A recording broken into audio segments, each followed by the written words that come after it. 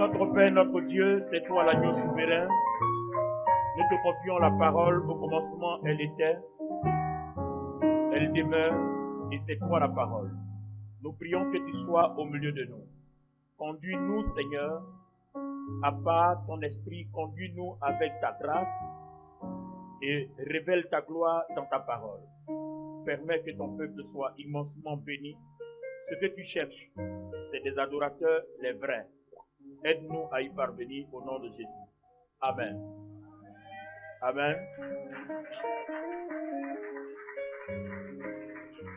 Merci de vous asseoir. Alors les amis, ce matin, nous allons aller dans les profondeurs des Écritures. Nous allons comprendre beaucoup de choses. Nous avions un problème, lequel? Celui d'être exaucé et d'être béni par Dieu. Et Jacques, le chapitre 4, le verset 3, nous a aidés.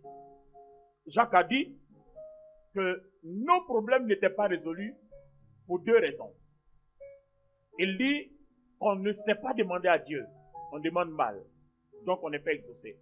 Donne-moi ton amen. Le second problème, Jacques dit, nous demandons pour nos intérêts, pour satisfaire nos passions, nos convoitises. Donc, Dieu n'est pas d'accord avec. Donc, c'est une deuxième raison pour laquelle on n'est pas exaucé. Quelqu'un me donne son amen fort. Alors, ces questions que nous nous posons, avec la réponse qu'on a dans Jacques, nous a conduit à demander à Dieu comment on prie. Et on prie pour les intérêts de qui? Et le Seigneur va nous conduire dans Matthieu le chapitre 6, à l'analyse et à l'étude de la prière du Notre Père. Et on a étudié que la prière du Notre Père a 7 étapes. Donc quand nous la récitons, il est dit, numéro 1, Notre Père qui es aux cieux. Numéro 2, que ton nom soit sanctifié. Numéro 3, que ton règne vienne. Numéro 4, que ta volonté soit faite sur la terre comme au ciel. Numéro 5, donne-nous notre pain quotidien. Numéro 6, pardonne-nous nos offenses comme nous pardonnons à ceux qui nous ont offensés. Et enfin, numéro 7, ne nous soumets pas à la tentation, mais délivre-nous du malin. Et la conséquence, pourquoi? C'est toi qui peux nous délivrer du malin, car c'est à toi qu'appartiennent dans tous les siècles le règne, la puissance et la gloire. Ça fait donc 7 étapes. Nous étions en train d'étudier la première étape, Notre Père qui est aux cieux. Et on s'est rendu compte que cette première étape a 2 parties. La première partie, c'est Notre Père. Et la deuxième partie, c'est qui est aux cieux. Et quand on a étudié Notre Père, nous avons parlé d'une relation. Et il y a des mots forts qui sont sortis, notamment la consécration, dont les bases sont la fidélité et la loyauté. Alléluia. Donc, il nous reste à étudier qui est aux cieux pour finir la première étape. Donc, aujourd'hui, nous voulons étudier qui est aux cieux pour finir la première étape. Mais c'est là que se trouve toute la complication. Parce que qui est aux cieux, notre Père. Comment veux-tu avoir une relation avec quelqu'un qui est aux cieux pendant que tu es sur la terre? C'est là que se trouve toute la complication du problème. Voilà. On peut avoir une relation avec quelqu'un qui est dans la même maison que toi, mais quelqu'un qui est ailleurs, toi tu es ailleurs. Comment pouvez-vous cultiver une relation? Alléluia. Et c'est là que se trouve tout le véritable problème de la vie chrétienne. Et nous allons, par la grâce de Dieu, apprendre à décrypter qui est aux cieux. C'est-à-dire une autre relation entre le naturel et le surnaturel. Moi, je suis fait naturel, Dieu est surnaturel, il habite dans un lieu surnaturel, moi j'habite dans un lieu naturel. Donc, comment établir une relation entre le naturel et le surnaturel? Comment établir une connexion entre le naturel et le surnaturel pour que ma relation avec Dieu soit complète, pour que je puisse dire notre Père et ensuite qui est aux cieux? J'ai une relation de fidélité et de loyauté parce que je me suis consacré à lui. Cependant, il est spirituel. Donc, il faut qu'on trace les bases spirituelles. Alors, cette question va nous amener à de profondes recherches.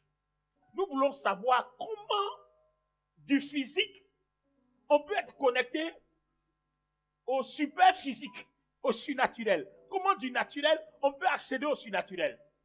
Alors les amis, n'oubliez pas que Dieu a changé les choses. Amen. Dieu a changé les choses. Les choses ne sont plus les mêmes. À l'époque, avant la crucifixion de la croix, nous savons tous que Dieu se révélait aux gens à travers des rituels physiques. Mais depuis que Christ est mort à la croix, il nous parle de la grâce. Donc on voit qu'à notre époque, qui est aux cieux va nous donner d'interpréter la grâce. Et la grâce favorise cette relation-là entre le naturel et le surnaturel. Alors comment est-ce que ça se passe? On va se servir de certains versets bibliques pour y arriver. Alléluia. Alors, le premier verset biblique dont on va se servir, je voudrais que les pasteurs, je vais travailler dans la Bible Parole Vivante. J'espère que vous l'aviez. La Bible Parole Vivante, je vais aller dans Matthieu chapitre 7 à partir du verset 7. Parole Vivante, Matthieu 7, 7. Demandez, continuez à demander et vous recevrez. Alors, regardez bien la différence entre Parole Vivante et les autres versions. Parole Vivante dit, demandez. Continuez à demander et vous allez recevoir. Or, les autres versions disent, demandez et vous recevrez. Donc, il y a un détail qui manque. Il ne suffit pas de venir demander, mais si tu demandes, il faut continuer à demander jusqu'à ce que tu reçoives. Ensuite, cherchez, persévérez dans votre recherche et vous trouverez. Donc, si tu as cherché aujourd'hui, dimanche 26 janvier 2025, que tu n'as pas trouvé, il faut chercher lundi 27 janvier. Il faut chercher mardi 28 janvier. Il faut chercher mercredi 29 janvier. Jusqu'à ce que le mois finisse là. Dans ta persévérance là, Dieu dit tu vas trouver. Alléluia. Alors, la version Parole Vivante donne quoi encore comme troisième position? Frappez. Frapper. Insistez. Insister. Et la porte vous sera ouverte. Donc, si j'ai frappé qu'on ne m'a pas ouvert à minuit, je reviendrai à 2 h du matin, je vais frapper. On ne m'a pas ouvert, je vais revenir à 5 h, je vais frapper. On ne m'a pas ouvert, non, je reviendrai à 6 h, je vais frapper. On ne m'a pas ouvert, je vais revenir à midi. Jusqu'à ce que 18 h arrive là, on va m'ouvrir. C'est ce que la Bible dit. Il dit d'insister. Alléluia. Donc, vous voyez qu'à partir de cet instant-là, la prière change de façon. Donc, je ne viens pas juste me demander et puis partir. Non. J'ai demandé matin, je vais venir demander à midi. D'où le sens de prier sans cesse. Donc, je vais demander jusqu'à ce que tout ce que je demande là se rassemble dans ma vie et autour de moi. Donc, prier sans cesse. Donc, la prière va devenir un modèle de demander. Vous voyez, je demande, je demande, je demande. Je cherche, je cherche, je cherche. Je frappe, je frappe, je frappe. Donc, la prière va devenir insister, persévérer. Et puis, la première partie, il dit demander, continuer à demander. Donc, va devenir une activité continuelle, une persévérance et une insistance. Donc, continuelle, persévérance, insistance. Donc, vous voyez que la prière, ce n'est pas le fait d'un jour. C'est prier tout le temps. C'est prier tout le temps. Donc, une des choses que tu vas demander à Dieu, donne-moi l'envie de prier tout le temps.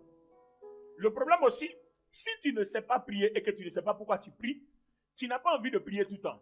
Donc, ce matin, le Saint-Esprit, par la grâce de Dieu, va nous donner envie de prier tout le temps. Ton amen est trop bon ce matin. Alléluia. Alors, continue un peu, continue encore.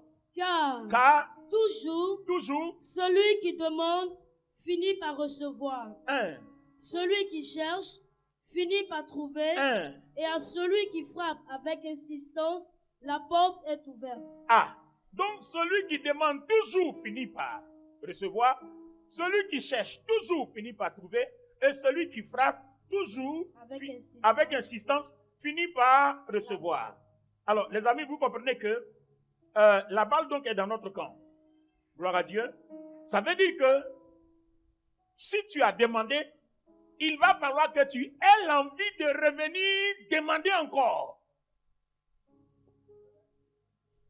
Si tu as cherché, il faut que tu aies cette volonté-là pour revenir encore, continuer. Si tu as frappé, tu dois avoir cette envie et cette volonté d'insister. Donc, la prière ne consiste pas à savoir prier, parce qu'il a dit on prie mal dans Jacques. Ça ne consiste pas à savoir prier seulement. Ça ne consiste pas seulement à prier pour les besoins de Dieu seulement, mais ça consiste, c'est un rituel. c'est quelque chose à laquelle tu dois ajouter ta volonté. Alors, ça va me permettre de prendre un verset pour comprendre quelque chose. Je m'en vais maintenant dans Jacques, chapitre 4, le verset 17. Jacques, chapitre 4, le verset 17. Pendant que tu cherches la version parole vivante, la version lui seconde dit, « Celui donc qui sait faire ce qui est bien et qui ne le fait pas, commet un péché. » Qu'est-ce que la Bible nous dit ici? C'est-à-dire, on te dit, si tu demandes, continue de demander. Si tu cherches, persévère. Si tu frappes, insiste. Donc, dis-moi, tu sais insister, tu sais chercher, tu sais continuer à demander. Donc, pourquoi tu ne continues pas à demander? Il y a quelque chose qui manque. Et ce qui manque se trouve donc dans Jacques chapitre 4. Jacques chapitre 4, la version parole vivante dit quoi? Verset 17. Oui. Rappelez-vous, celui qui connaît le bien qu'il devrait faire, mais ne le fait pas, se charge d'un péché. Donc, celui qui connaît le bien qui ne le fait pas, se charge d'un péché. Tu as entendu, on t'a dit que si tu demandes, il faut continuer à demander. Est-ce que tu as besoin de dire à Dieu, je ne suis pas exaucé, oh Seigneur, tu m'as abandonné? On t'a bien dit de continuer. Donc, on ne te demande pas de faire autre chose. Tu es au courant, tu as l'information qu'il faut continuer, qu'il faut insister. Tu as l'information qu'il faut persévérer. Donc, si tu sais insister que tu ne le fais pas, que Dieu ne t'exauce pas, il n'est pas responsable, c'est toi le premier responsable. Alléluia. Alléluia. Donc, vous voyez que Dieu ne fera pas à notre place les choses qu'on peut faire, les choses qu'on sait faire. Donc, quand tu pries, Dieu ne va pas venir insister à ta place. Dieu ne va pas venir persévérer ou bien frapper à ta place. C'est toi qui dois frapper avec insistance. C'est toi qui dois chercher avec persévérance. Et c'est toi qui dois continuer à demander jusqu'à ce que tu trouves. Donc, on a besoin que tu y mettes du sien, que tu y mettes de ta volonté. C'est toi qui dois être ton premier booster. Regardez ce que nous dit ici. 2 Corinthiens 9, 12. 2 Corinthiens 8, 12, pardon. Il dit, la bonne volonté, quand elle existe, est agréable en raison de ce qu'elle peut avoir à sa disposition et non de ce qu'elle n'a pas. La bonne volonté. Alléluia. C'est en raison de ce qu'elle a à sa disposition. Alors, qu'est-ce que tu as dit? Il t'a dit de demander. Est-ce que tu as les capacités de demander oui ou non? Donc, si tu as les capacités de demander, demande. Si tu n'as pas de capacité, tu n'es plus responsable. Mais si la bonne volonté dit, elle peut réussir des choses en fonction de ce qu'elle a, est-ce que ta bouche peut s'ouvrir pour demander à Dieu? Si oui, pourquoi tu ne demandes pas? Est-ce que tu as les facultés et les capacités de chercher jusqu'à trouver, d'insister, de persévérer? Si oui, pourquoi tu ne le fais pas? Et Dieu dit, si tu ne le fais pas, il ne le fera pas à ta place. Et si tu ne le fais pas aussi, si quelque chose arrive, c'est toi le responsable. La bonne volonté, si elle existe en raison de ce qu'on a et non de ce qu'on n'a pas. Gloire à Dieu. Alors, on se pose donc la question, dans notre vie chrétienne, dans notre vie spirituelle, qu'est-ce qu'on a et qu'est-ce qu'on n'a pas? Donc, du coup, qu'est-ce que de par notre volonté on peut et qu'est-ce qu'on ne peut pas? Gloire à Dieu. Alors, on va aller dans Romains, le chapitre 8. On commence à lire à partir du verset 1. Maintenant donc, il n'y a plus de condamnation pour ceux qui sont unis à Jésus-Christ. Car la loi de l'Esprit qui nous donne la vie dans l'union avec Jésus-Christ t'a libéré de la loi du péché et de la mort, car ce que la loi était incapable de faire, parce que l'état de l'homme la rendait impuissante, Dieu l'a fait. Il a envoyé son propre Fils, avec une nature semblable à celle des hommes pécheurs, et, pour régler le problème du péché, il a exécuté sur cet homme la sanction qu'encourt le péché. Il a fait pour que la juste exigence de la loi soit pleinement satisfaite en ce qui nous concerne, nous qui vivons non plus à la manière de l'homme livré à lui-même, mais dans la dépendance de l'esprit. Alors, regardez les amis.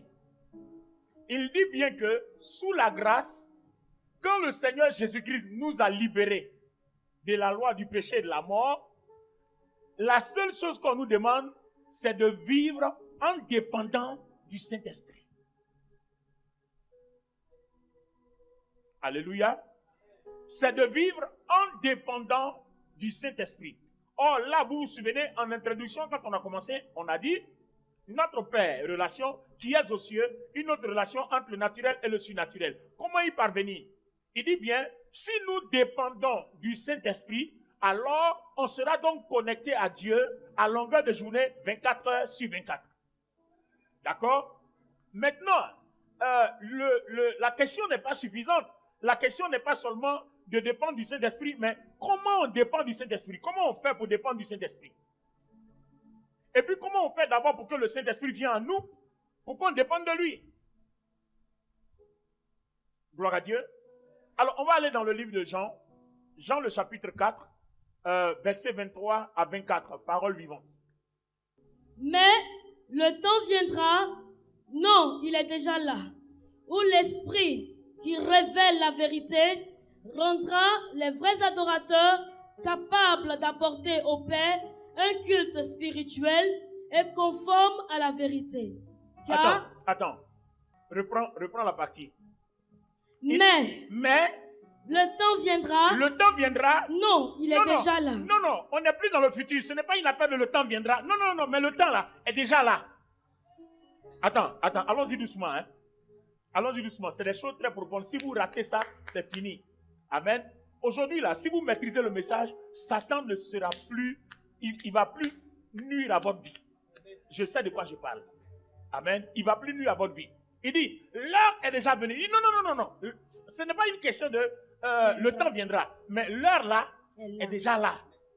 Donc, si l'heure est déjà là, il dit quoi? Où l'Esprit qui révèle la vérité, qui révèle la vérité rendra capable les vrais adorateurs capables d'apporter. Stop! Donc, regardez bien. On va expliquer cette rhétorique-là.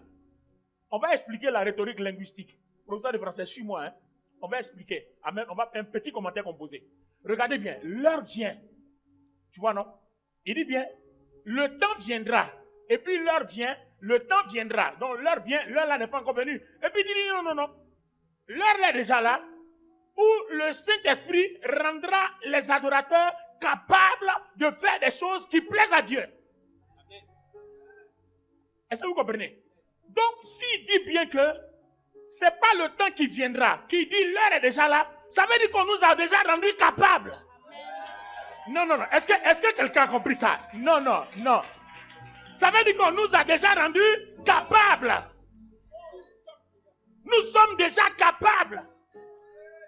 Donc on est capable de faire quoi? Lis la suite. D'apporter au Père. D'apporter à Dieu. Un culte spirituel.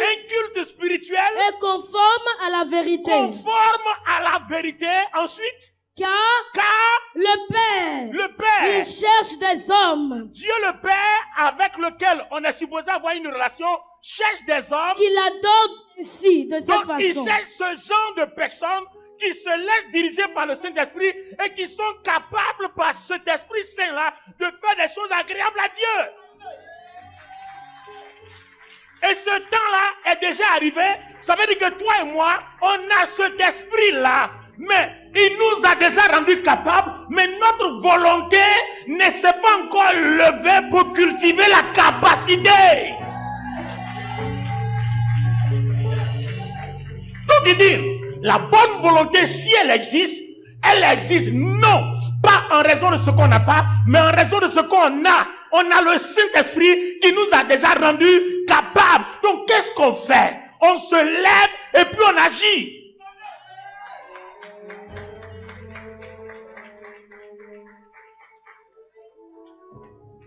Donc, il y a une chose que Dieu attend, que tu te lèves pour agir. Ta timidité, il s'en fout. Tu es timide, il s'en fout. Tu as honte, il s'en fout. Il veut que tu te lèves pour agir. Parce qu'il t'a déjà rendu capable. Hey!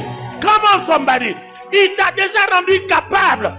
Il ne veut pas des gens timides, des gens nonchalants. Il veut qu'on passe à l'action.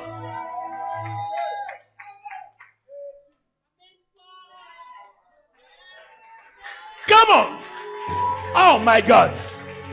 Wow. L'air est déjà là. Il nous a rendus capables. Alors, de quelle façon nous a-t-il rendus capables? Si on répond à ça, on va trouver maintenant, nous, l'implication de notre volonté pour accomplir, pour agir. De quelle façon il nous a rendus capables? Comment? Merci de vous asseoir. Comment? Comment nous a-t-il rendus capables? Alors, lis avec moi Romains le chapitre 6 à partir du verset 1. Quelle conclusion tirerons-nous de tout cela? Dirions-nous comme certains continueront donc à pécher afin que la grâce de Dieu puisse s'exercer pleinement et qu'elle en apparaisse encore plus glorieuse? Nous, faut-il demeurer dans le péché? Certes non, puisque nous sommes morts au péché. Nous n'existons plus pour lui. Comment pourrions-nous vivre encore sous son empire? Auriez-vous oublié que tous les baptisés ont fait acte de mort au péché? Tous les baptisés ont fait acte de mort au péché ensuite? Ou bien, ne savez-vous pas que nous tous, qui avons été immergés en Jésus-Christ, nous avons été plongés en sa mort? Par le baptême, nous avons donc été ensevelis avec lui afin de partager sa mort. Tout ce que nous étions autrefois est à présent mort et enterré. Et pourquoi cela? Vous savez que le Christ a été ressuscité d'entre les morts par la puissance glorieuse du Père. Nous aussi, nous avons reçu une nouvelle vie et nous sommes appelés à mener notre existence sur un plan nouveau. Amen. Alors, suivez bien. Comment nous a-t-il rendus capables? La Bible est en train de nous expliquer que le jour où toi et moi, on a été baptisés, pour Dieu, on est mort. Il s'agit de quelle mort? Ce n'est pas la mort de ton corps, mais c'est la mort de ton esprit. L'esprit que Satan a possédé depuis le jardin d'Éden, après le péché d'Adam et Ève. C'est cet esprit-là que Dieu a tué, et puis en sortant, Dieu t'a donné un nouvel esprit. Donc quand on dit tu es mort, Dieu a tué ton esprit-là, il a donné un nouvel esprit. Quelqu'un va dire, l'esprit me passe. Si, Dieu a la capacité de tuer l'esprit, mais les sorciers et autres n'ont pas la capacité de tuer l'esprit. Eux, ils peuvent tuer que la chair. Donc, les évangiles disent, n'ayez pas peur de celui qui peut tuer la chair, mais ayez peur de celui qui peut tuer l'esprit. Donc, Dieu, par ton baptême, a tué cet esprit-là. C'est pour cela que 2 Corinthiens 5, 17 dit, si quelqu'un est en Christ, il est une nouvelle créature. Donc, nouvelle créature pour Dieu, c'est ton esprit qui est nouveau. Mais ton cœur et ton corps, c'est-à-dire ton âme et ton corps, ne sont pas nouveaux. Mais c'est ton esprit qui est nouveau. Et maintenant, Éphésiens le chapitre 1, lis-nous les versets 13 et 14. Ils disent quoi? Pour qu'on sache comment le Saint-Esprit nous a rendus capables. Allons-y. Éphésiens 1, 13, 14. Vous aussi, chrétiens d'entre les non-juifs, après avoir entendu le message de la vérité, la bonne nouvelle de votre salut, vous avez mis votre confiance en lui. Vous voici donc en communion avec le Christ. Par votre foi, vous avez été scellés de l'Esprit Saint. Attends, par notre foi, on a été quoi? Attends, on a été quoi? Bien. Dakouri, bien. Regardez bien. Hein. On a été scellés. Quand Dakouri est né de nouveau, regardez bien. C'est son esprit qui est né, mais son corps est resté même chose. Son cœur est resté même chose. C'est-à-dire sa volonté, son âme, c'est resté même chose. Donc, une fois que tu sors des eaux du baptême, le Saint-Esprit vient sceller ton esprit. Mais il ne scelle pas ton âme, c'est-à-dire ton cœur, il ne scelle pas ton corps. Il scelle que ton esprit. Et dans ton esprit, il dépose tout ce qu'il est. Sa puissance, sa gloire, ses dons, les fruits, toutes les bénédictions du ciel sont déposées là dans ton esprit. Donc tu as une capacité de développer ce qui est dans ton esprit pour l'envoyer dans ton cœur et pour l'envoyer dans ton corps. Et c'est de là que Dieu a besoin de ta volonté. Ametili. Non, j'ai posé une question en japonais. Est-ce que vous avez compris?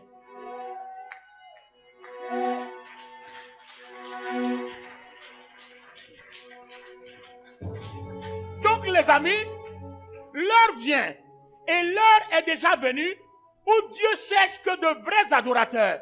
Et ces vrais adorateurs-là, Romains 8 nous dit qu'ils dépendent du Saint-Esprit. Et Jean 4 nous dit, Dieu leur a donné la capacité de vivre spirituel, c'est-à-dire de dépendre du Saint-Esprit. Et cette capacité, c'est laquelle? C'est le fait que notre esprit étant changé, le Saint-Esprit l'a lié. Donc, il est devenu un avec notre esprit. Maintenant, le souci, il veut devenir un avec notre âme, c'est-à-dire notre cœur, et il veut devenir un avec notre corps. S'il est un avec notre cœur, comme il est un avec notre esprit, s'il est un avec notre corps, comme il est un avec notre esprit, c'est-à-dire, on est identique en lui, corps, âme et esprit. À ce moment précis-là, on peut l'entendre, on peut le comprendre, on peut le ressentir, et on peut savoir ce qu'il veut. Donc, un chrétien qui vit, ce que Dieu attend de toi, c'est la transformation de ton cœur et de ta chair. Si le Christ habite dans ton cœur, comme il habite dans ton esprit, s'il habite dans ton corps, comme il habite dans ton esprit, il n'y a pas de problème. Parce que pour le moment, quand il parle là, c'est ton esprit qui entend, mais ton cœur n'entend pas et ta chair n'entend pas. Donc même quand Dieu dit va à gauche, c'est ton esprit qui entend va à gauche, mais ton cœur n'entend pas va à gauche. Et toi, tu continues d'aller où ton cœur t'envoie. Alors que si ton cœur devient son cœur, quand il dit dans ton esprit va à gauche, le cœur entend va à gauche et tu vas à gauche.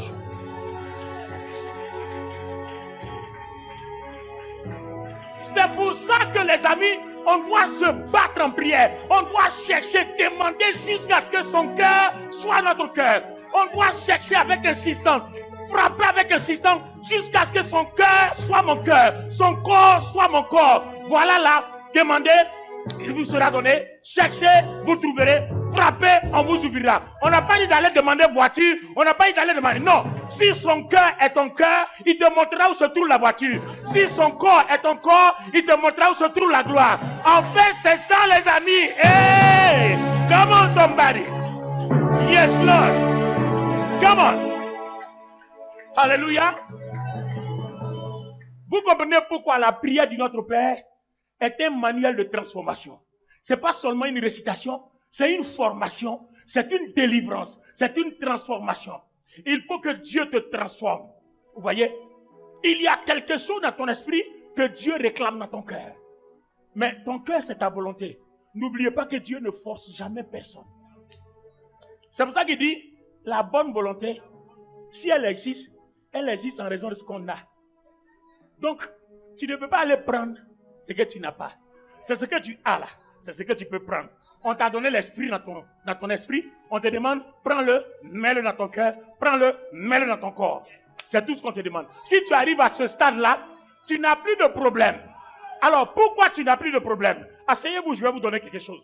Pourquoi tu n'as plus de problème quand tu arrives à ce stade? Parce que quand tu arrives à ce stade, tu peux entendre la voix de Dieu. Donc, notre Père, relation, qui est aux cieux, je suis connecté maintenant au surnaturel. Donc, mon esprit étant connecté au surnaturel, j'ai une relation avec le Père et j'ai une relation en esprit et en vérité. Parce qu'on dit, c'est de telles personnes que le Père cherche. Donc, si toi, tu n'es pas une telle personne-là, si tu demandes pourquoi le Père va te donner, parce que ce n'est pas ces gens comme ça qui cherchent. Tu es n'importe quoi et puis tu viens lui demander. Non, il ne donne pas à ce genre de personnes. Il donne à des personnes qui marchent avec lui en esprit et en vérité.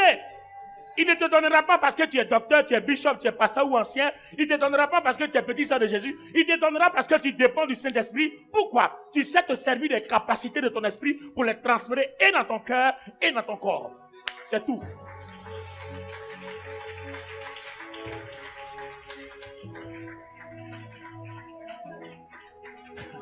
Vous êtes en train de comprendre pourquoi Dieu dit, si quelqu'un te tape sur la joue gauche, bah, donne la droite, bah. Pourquoi? Pourquoi?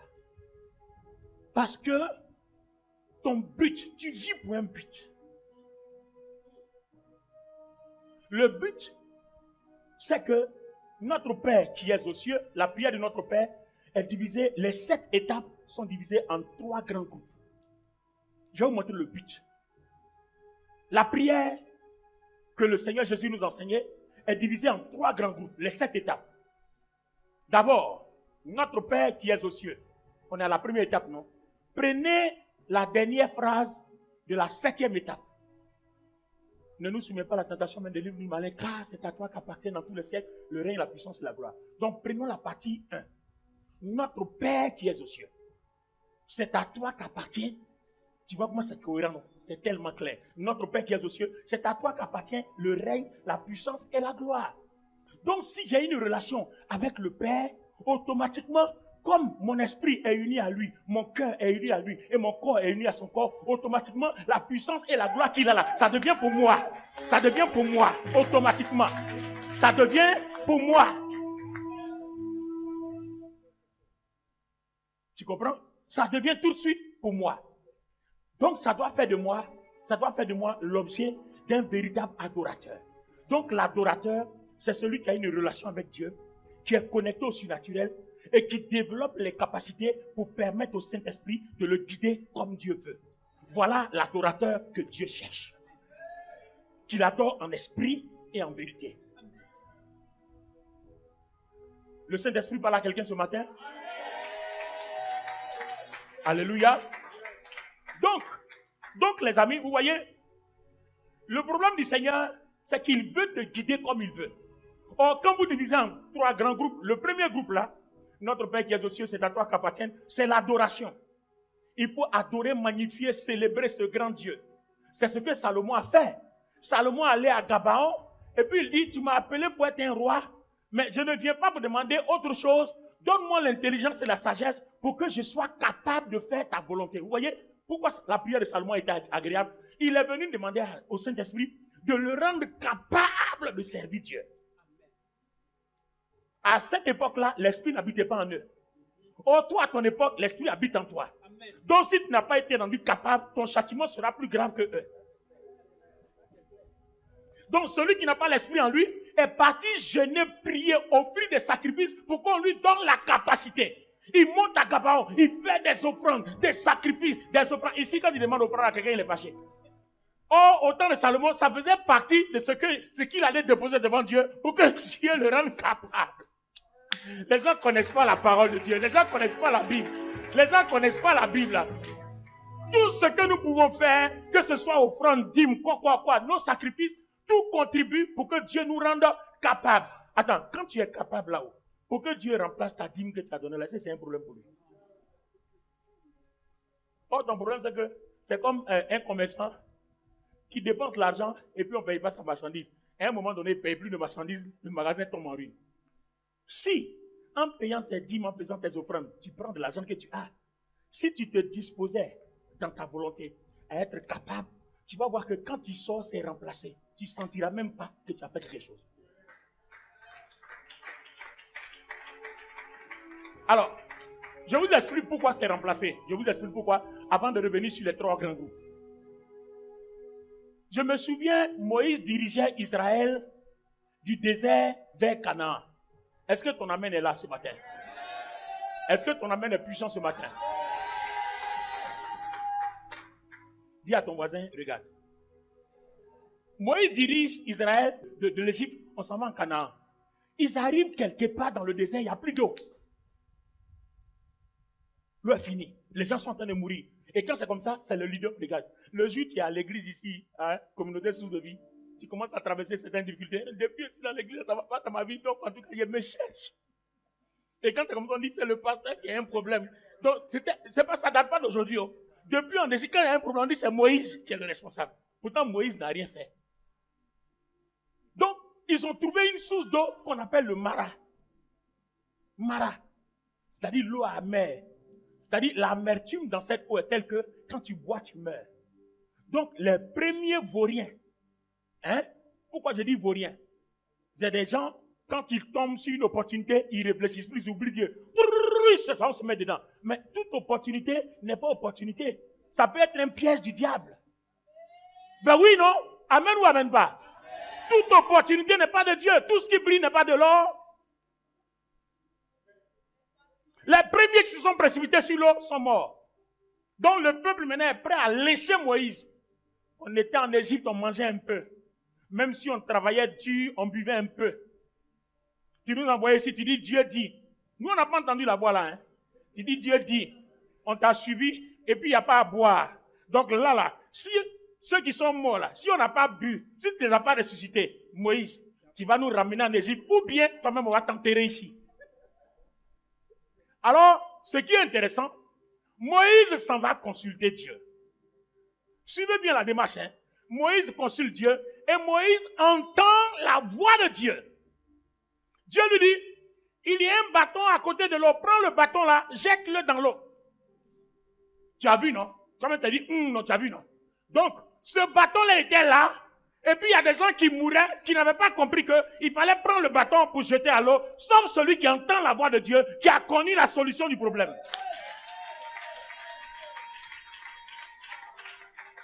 Si vous entendez la voix de Dieu, vous n'aurez plus aucun problème. Il suffit de le consulter et puis Dieu vous montre la solution.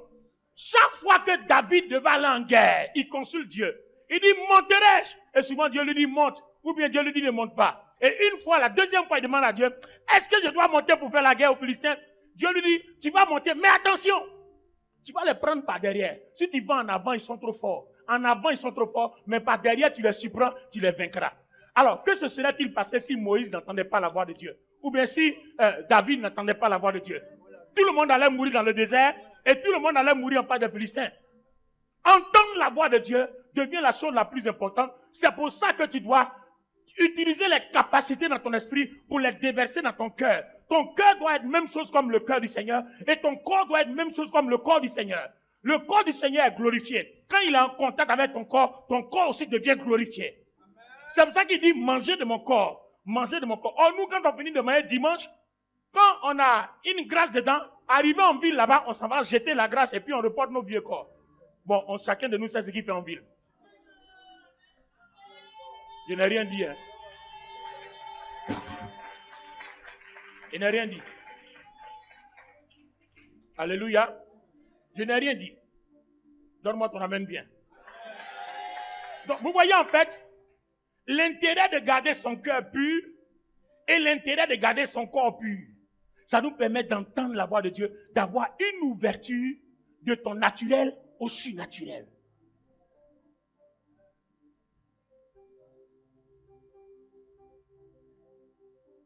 Donc si on dit garde ton cœur pur, on t'a pas insulté. Hein? Si on dit garde ton corps pur, on t'a pas insulté. Hein? On veut seulement que tu mettes fin à tes problèmes. Parce que depuis que tu viens à l'église, ça ne marche pas et tu accuses les gens. Je suis à l'église, ça ne marche pas. Mais si ça ne marche pas, si tu entendais la voix de Dieu, ça allait marcher. Tu ne consultes pas Dieu. Tu n'entends pas la voix de Dieu. Dieu connaît où se trouvent les solutions. Regardez, les fils des prophètes, ils ont emprunté une hache à quelqu'un, et puis ils sont allés couper du bois, et puis la hache là, le fer là, est tombé à l'eau, dans l'eau. Ils sont là, mais comment on va faire? On a emprunté, mais comment on va faire? On va dire aux gens, c'est tombé dans l'eau, on a eu des problèmes. Ils courent, ils s'en vont voir Élisée. Père, papa, voilà. Élisée n'a rien dit. Il dit, c'est où ça? Il dit, venez. Ils sont partis à lui. Il arrive là-bas, le fer est tombé où? On dit dans l'eau ici, là. Il n'y a pas de nageur ici, on ne sait pas nager. Donc, le fer est parti comme ça. Élisée entend la voix de Dieu. Dieu lui dit, regarde le petit arbre qui est là. Coupe un morceau de bois de cet arbre-là. Jette à l'eau, le fer là va remonter.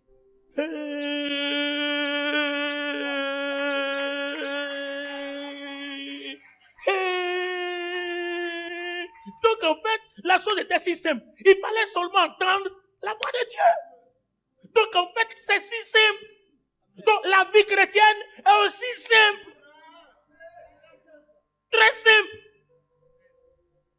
Donc tu vois, c'est pour ça que tout ton combat doit tourner autour de ton cœur et de ton corps. Dieu a déjà occupé ton esprit par pure grâce. Il n'a pas demandé ton avis. Donc il est venu déposer la capacité dedans. Ça s'appelle la grâce. Maintenant, comment tu cultives la grâce? Donc les œuvres de la grâce vont être la culture de ton cœur, le rendre identique. C'est-à-dire l'esprit qui a lié ton esprit là, Saint qui a lié ton esprit, il doit aussi lier ton cœur. Et Dieu dit, si tu demandes, que tu n'arrêtes pas de demander, que tu continues, il va faire. Tu comprends maintenant? Il dit, si tu cherches, que tu cherches avec persévérance, il va faire.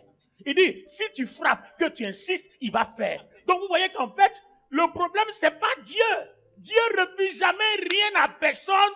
Mais il dit, toi-même là, comment tu demandes? Et puis depuis, ça ne vient pas. Il ne refuse jamais rien à personne. Donc, vous voyez, ton exaucement et ta bénédiction ne dépendent pas de l'église où tu es, mais ça dépend des enseignements qu'on te donne. Amen. Et de ce que toi tu en fais. Amen. Tu vois, non, capitaine? C'est-à-dire, à l'église où tu es là, si tu n'es pas béni, ce n'est pas moi. Parce que les enseignements que je te donne là, moi-même là, je dépends de ça. C'est-à-dire, je ne suis pas exonéré de ça. Si moi aussi je ne fais pas ça, je ne serai pas aussi béni. Donc, c'est-à-dire, en fait, nous tous, on est au même niveau. On se cherche dans le même enseignement. L'enseignement que je te donne là, c'est dedans que je me cherche. Donc, il ne faut pas venir dire que ton problème là, ça vient de moi. Ce n'est pas moi. Parce que nous tous, on se cherche dans le même message. Ben oui. Parce que ce que je suis en train de dire là, si moi aussi je ne garde pas mon cœur pur, je ne garde pas mon corps pur, je n'aurai pas. Par contre, si moi je t'ai enseigné que moi je ne fais pas, que toi tu fais, tu seras plus béni que moi. Voilà la différence. Parce que la différence, ce n'est pas le fait que ce soit moi ton pasteur. La différence, c'est que ce que je dis qui est vrai là, toi tu fais, moi je ne fais pas. Donc finalement, je serai obligé de dire, donne-moi un peu, parce que moi je ne fais pas, toi tu fais. Alléluia! Amen. Attends, je vous raconte une autre histoire, non? Vous voulez les histoires dans la Bible comme ça? Il y en a beaucoup. Il y en a beaucoup. Vous voulez encore, non? Mais donne-moi un amen que j'avance. Donne-moi un amen. Donne-moi un amen. Alléluia. Regardez. Les eaux de Jéricho avaient les mêmes problèmes.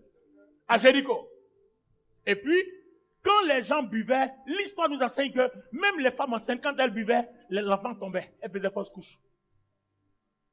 Donc les gens tombaient malades, les gens ont couru vers le prophète. Élisée, on a des problèmes à Jéricho, aide-nous. Élisée arrive, et puis Dieu lui dit, mon fils, prends du sel. Alors qu'il y avait du sel dans leur maison. Les gens qui avortaient, qui mouraient, là, il y avait du sel dans leur maison. Et Élisée arrive, Dieu lui dit, prends du sel. Vous voyez, quand Dieu vous donne sa voix, sa puissance, la capacité là, se trouve dans la voix. Parce que celui qui parle et la voix qui sort, les deux sont la même chose.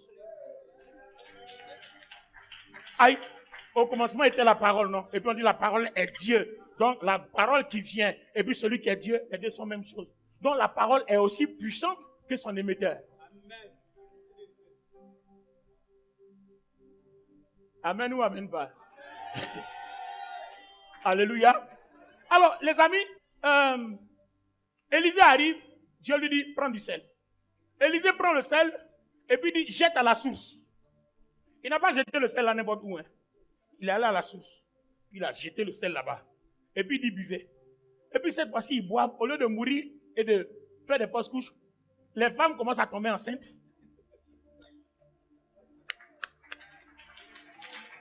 Waouh! Waouh! Les femmes commencent à tomber enceintes. Les malades commencent à guérir. On dit, mais attends, il se passe quoi ici là? On dit, non, c'est le sel. Mais le sel, là, il n'y en avait pas dans nos maisons. Mais seulement, il fallait que Dieu vous le dise. Quand il t'a dit, là, sa puissance accompagne le sel, là. Et le sel que tu manges, là, devient extraordinaire. Parce que Dieu a dit.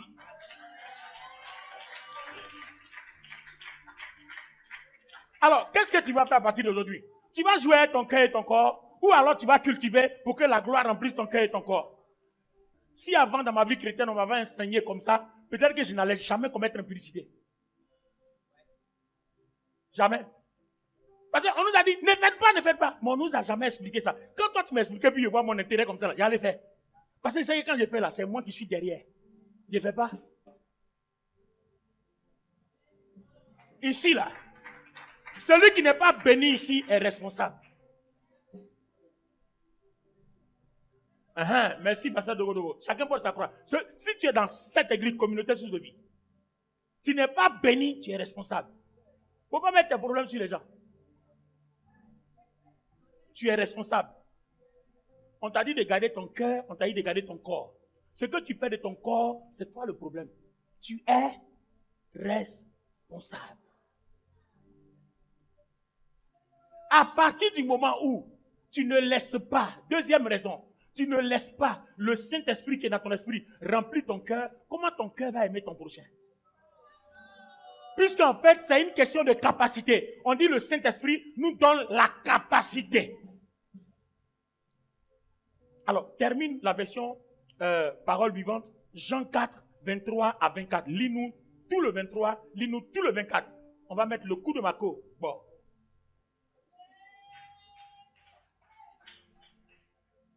Allons-y.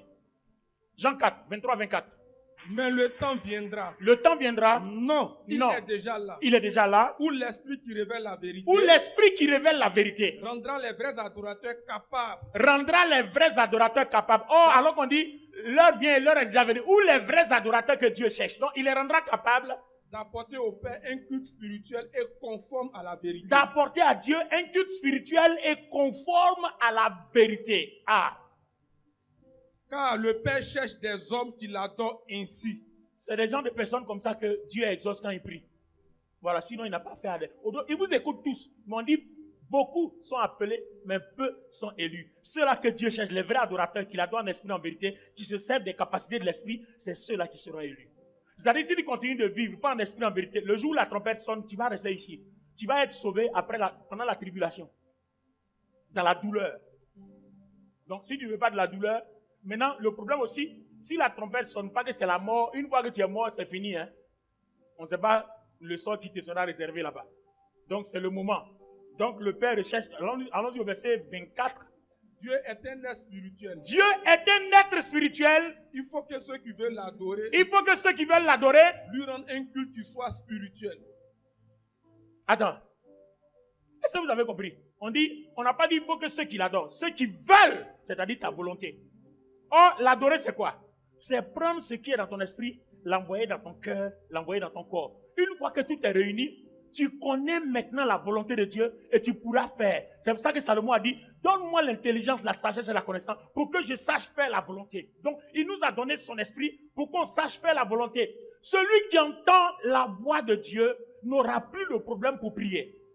Parce que quand tu vas te mettre à genoux, le Seigneur va t'inspirer ce que tu dois dire. Et ça fait que toutes tes prières vont être exaucées.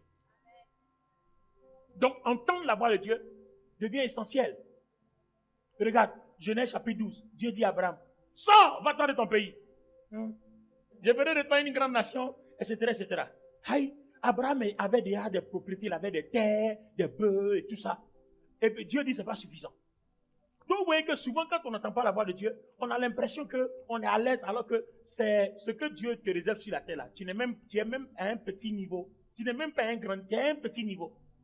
Dieu dit, va, j'ai rendu ton nom grand. Comment il a fait? Il a entendu Dieu parler. Vous voyez? Le fait d'avoir entendu Dieu a montré que c'est fini. Là, il doit briser cette limitation pour aller à un niveau supérieur. Donc, entendre la voix de Dieu brise nos limitations. Abraham cherche un enfant, il demande à Dieu. Et puis Dieu tarde. Et Dieu merci pour Abraham, comme il sait entendre la voix de Dieu. Il se va dire à Dieu, mais est-ce que c'est Eliezer là qui va être mon fils, mon héritier dans la maison? Et comme il entend la voix de Dieu, Dieu dit, Eliezer ne sera pas ton héritier, mais tu auras un fils. Donc vous voyez, quand vous entendez la voix de Dieu, même quand ça tarde, à cause de ce que Dieu vous parle, vous êtes consolé, vous êtes rassuré et vous attendez dans la joie et non dans l'amertume. Attends, tu demandes quelque chose à quelqu'un. On ne te parle pas, on ne te dit rien. Tu es dans le flou. Et à un moment donné, tu fais quoi? Tu te cherches. Non. Ce que je dis n'a pas un sens. À un moment donné, tu fais quoi? Tu te cherches. Mais alors que pendant que tu parles à Dieu, on te dit non, mon fils Dakouri, ça va. Je vais te donner. C'est moi qui ai dit, il va te donner, non. Il va te donner. Donc, reste tranquille. Tu vas encore 1 an, 2 ans, tu reviens. Seigneur, il dit, Dakouri, je t'ai dit que je vais te donner. Donc, au moins, au fur et à mesure que tu cultives la relation, que tu entends la voix, Dieu te rassure qu'il ne t'a pas oublié, qu'il ne t'oubliera jamais. Tu gagnes en confiance et tu ne perds pas la foi, tu ne rétrogrades pas, tu n'abandonnes pas, tu ne baisses pas les bras. C'est dur, mais tu es là. Tu ne manges pas, mais tu es là. Tu n'as pas d'argent, tu es là. Tu es malade, tu es là. Parce qu'il te dit que je suis avec toi. Donc, tu comprends que c'est une question de temps. Pourquoi souvent Dieu attend le temps pour nous bénir? Pourquoi Élisabeth et Zacharie n'ont pas eu d'enfant? Parce que la naissance de leur fils Jean-Baptiste devait coïncider. Il devait naître 6 mois avant que Marie accouche de Jésus. que Marie n'est pas enceinte là, eux, ils doivent attendre. Donc souvent, tu demandes des choses que Dieu ne puisse pas. C'est une question de temps. Dieu attend certains événements qui vont favoriser ce que tu lui demandes là. Oh, j'ai pas entendu la main de quelqu'un. Waouh. Est-ce que tu es béni ce matin? Est-ce que tu es vraiment béni ce matin? Alléluia. J'ai dit, est-ce que tu es vraiment béni ce matin, Église? Alors, je vais sauter plusieurs étapes pour évoluer vers ma conclusion. Alléluia. Merci de vous asseoir. On va évoluer vers notre conclusion. Les amis, toutes nos prières que nous faisons ont un but. D'accord? C'est avoir une relation avec Dieu et puis être capable d'opérer avec le surnaturel. Quand Dieu donne l'enfant à Abraham, Dieu lui dit, va me le sacrifier. Si vous n'êtes pas quelqu'un qui est vraiment entraîné à entendre la voix de Dieu, vous allez dire, arrière de moi Satan. Quelque chose que vous avez désiré. Vous avez souffert pendant 30 ans au moins. Puis on te donne, sacrifie-le. Aïe. Olivier Bonny, prie Dieu qui te donne jamais de telles révélations pour un fidèle. Sinon on va te maudire. D'ailleurs, moi, quitter l'église, on va dire non, le pasteur a dévié. Comment il doit aller sacrifier mon enfant? Mais heureusement, Abraham sait entendre la voix de Dieu. Donc, regardez ce qu'il a fait. Abraham prend Isaac. Il ne dit pas Isaac, Dieu dit d'aller te sacrifier. Hein. Il dit, accompagne-moi, on va aller offrir un sacrifice au mont Moria. Donc l'enfant charge le fagot et puis ils s'en vont. Goudé, ils s'en vont. Et puis Abraham dit, Isaac dit, papa, d'habitude là non. Quand on va pour le sacrifice, je porte toujours le fagot. Tu as le couteau, il y a le brasier, il y a le feu. Mais tu as un mouton, amen. Aujourd'hui là, il n'y a pas de mouton. Donc, adoration d'aujourd'hui là, c'est comment? Alors, le petit, lui, il sait rien. Le papa lui dit, non, t'inquiète pas. Aujourd'hui, c'est une adoration spéciale. Pour le mouton, Dieu se pourvoira lui-même. Ne t'inquiète pas. Tu sais comment Dieu m'utilise, non? Il dit, oui, papa, je te fais confiance. Allons-y. Ils arrivent à un endroit, il dit à ses serviteurs, pardonnez, attendez-nous au pied de la montagne ici. Le petit là et moi, nous deux, on va adorer. Mais quand Abraham partait là, il n'a pas dit à Sarah. Hein. Oui, il y a des révélations, on ne partage pas avec tout le monde. Parce que si tu partages à des gens faibles, que les gens perdent la foi, toi-même tu risques d'être découragé. Quand Sarah va commencer à pleurer, à faire acrobatie, mon seul enfant unique que j'ai eu, Abraham va dire, mais Seigneur, qu'est-ce que tu vas faire là? Donc souvent il y a des choses qu'on ne dit pas à tout le monde. Il s'en va. Il arrive là-bas. C'est quand on commence à attacher Isaac, qu'Isaac dit, donc en fait, adoration spéciale, mouton là, c'est moi. Donc c'est moi. Mais regardez, Isaac n'a rien dit. Isaac s'est laissé faire. Pourquoi? Comme quoi, quand Dieu te parle, la capacité de réaliser la chose se trouve dans la parole et son accomplissement.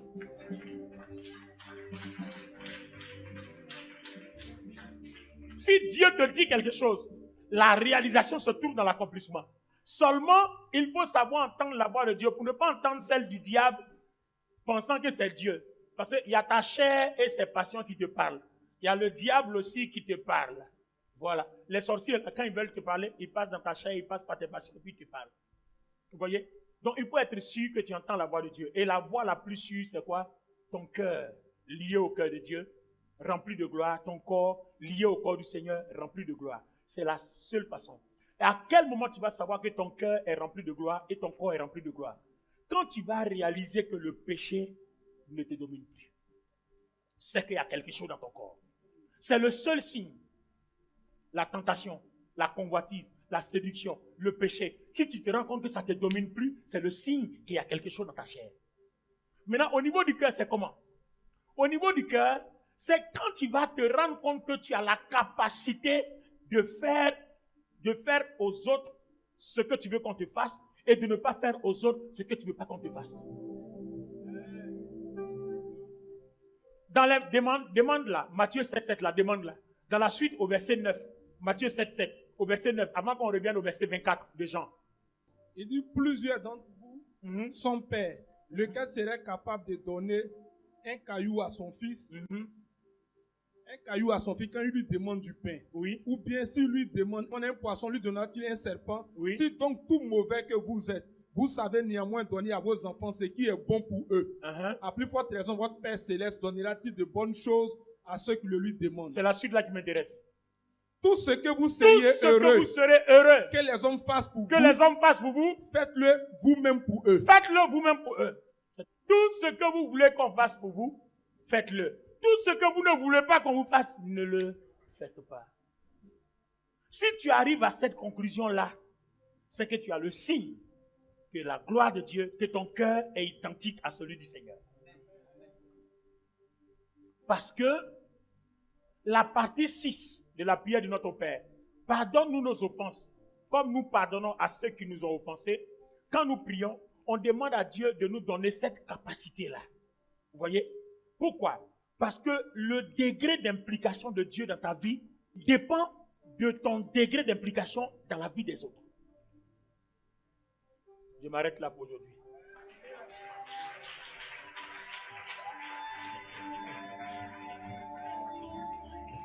Dimanche prochain, on va monter encore par la grâce de Dieu. Tiens-toi debout, tiens-toi debout. Tiens-toi debout. Est-ce que tu peux pousser des cris de joie si Dieu t'a fait du bien ce matin? Amen. Le degré d'implication de Dieu dans ta vie dépend du degré de ton implication dans la vie des autres. Pour dire que la façon dont tu traites les autres là, c'est comme ça que Dieu te traitera. Mais si tu ne traites personne de cette façon, celui qui te traite comme ça, Dieu te vengera. Vous voyez? C'est pour ça qu'il dit, si on te tape sur la joue gauche, donne la droite. Parce que c'est même pas nécessaire de répondre. Tu n'as pas fait du mal à quelqu'un, on est venu, on t'a tapé sur la joue gauche. Mais Dieu va lui taper aussi sur la joue gauche. C'est-à-dire Dieu va susciter quelqu'un pour lui taper sur la joue gauche. Donc retenez cette phrase. Le degré d'implication de Dieu dans ta vie dépend de toi-même, ton degré d'implication dans la vie des autres. Le dimanche prochain, c'est à partir de là, on va commencer. Et il y aura encore d'autres choses profondes à dire dimanche prochain. Amen. Waouh. Merci Seigneur. Gardons les mains levées. Je voudrais faire une prière pour nous tous. Voilà, accompagne-moi un peu en fond sonore. Dieu recherche de vrais adorateurs. Et ces vrais adorateurs-là, ils ont quelque chose dans Jean 4, 23. Aide-moi à faire ma prière. Jean 4, 23. Jean 4, 24. Écoutez Jean 4, 24.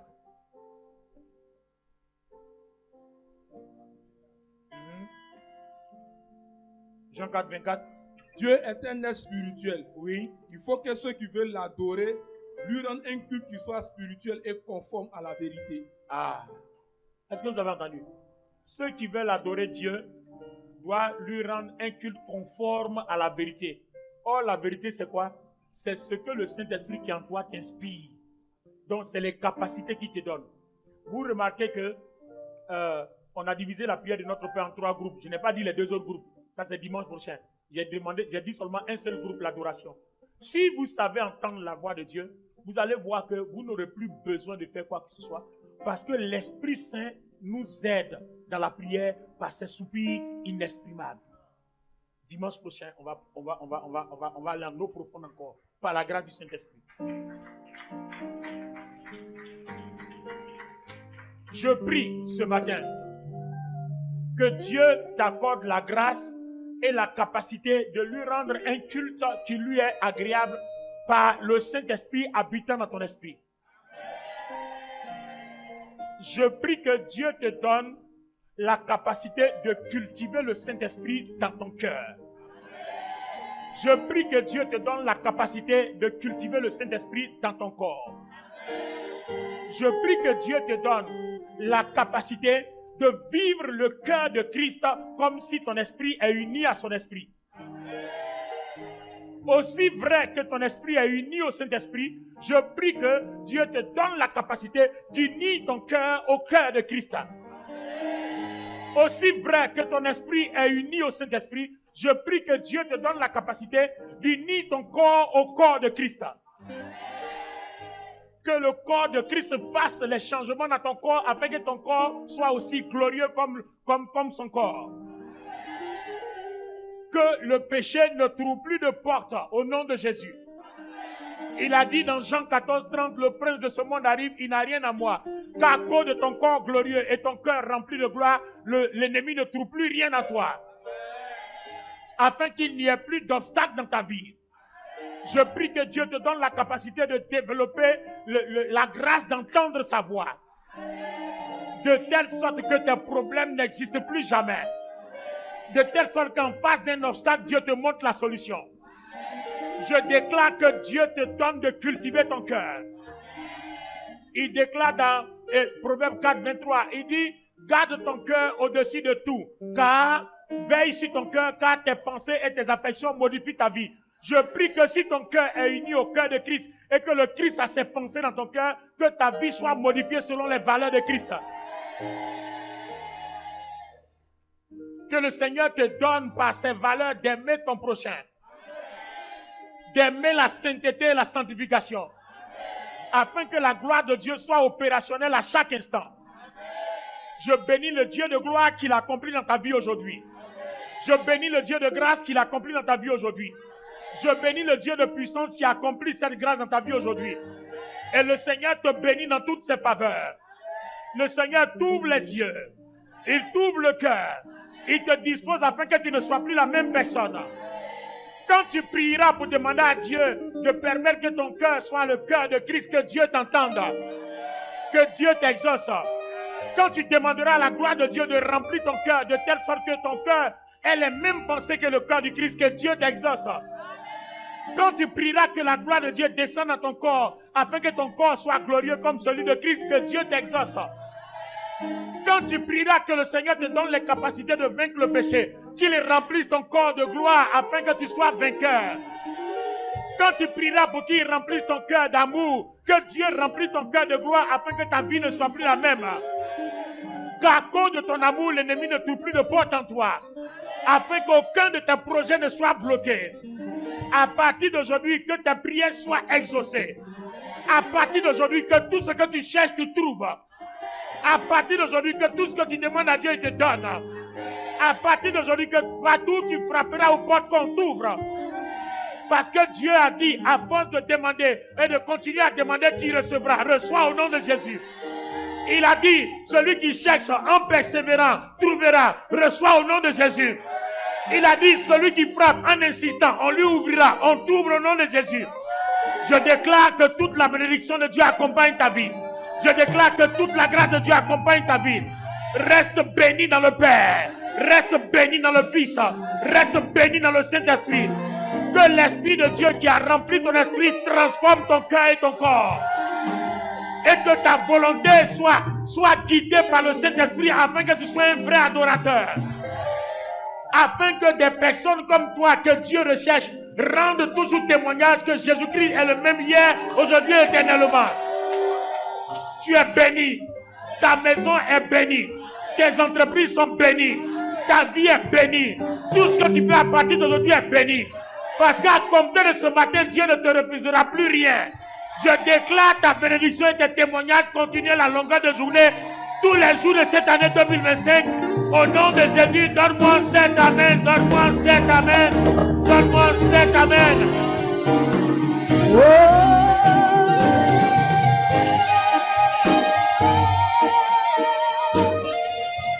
Amen.